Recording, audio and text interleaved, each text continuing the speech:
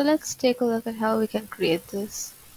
So here we have a few components. As you can see, we have the background, which is right over here. You can download a background inside of createstudio, or you can import your own. So once that is placed onto the background, here you can see there it is a group. So let's check the group, open group, and here we have two layers, that is the two rectangular shapes.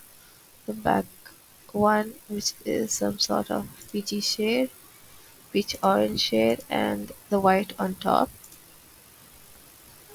So this is mainly for the holder for the text, as you can see, and which is grouped inside of this background.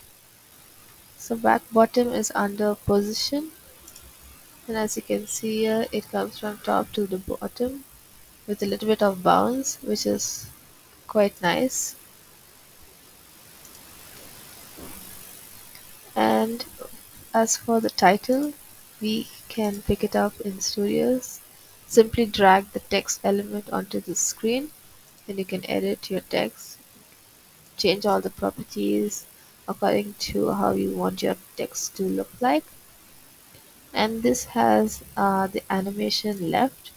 So when you click on the animation that you have added, you can obviously click on it and navigate back to the motion tab to change anything that you like.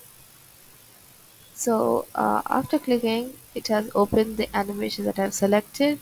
As you can see here, it comes from the right side to the left, and here we have a preset setting of letter. So it comes by each letter by letter forward direction.